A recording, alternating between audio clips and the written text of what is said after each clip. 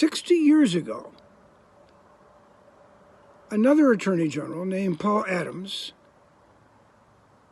filed on behalf of the people of Michigan a lawsuit against an industrial dock intruding far into the waters of Lake Huron.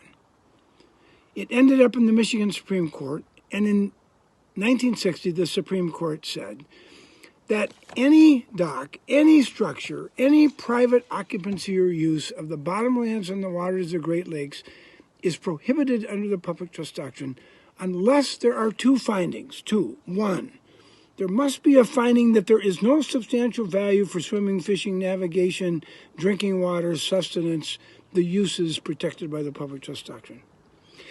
Two, that in fact the public interest of the trust would be improved and not impaired.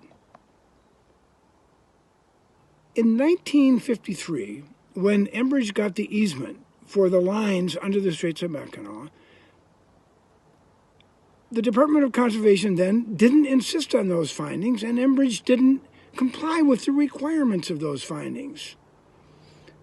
So now, 60 years later, after the pronouncement of the Michigan Supreme Court and the action brought by Attorney General Paul Adams in a case called Obrecht v. National Gypsum, 60 years later, our Attorney General has filed a similar action to put a halt to a perilous, dangerous line with massive unacceptable risk and damages, finally in the Straits of Mackinac.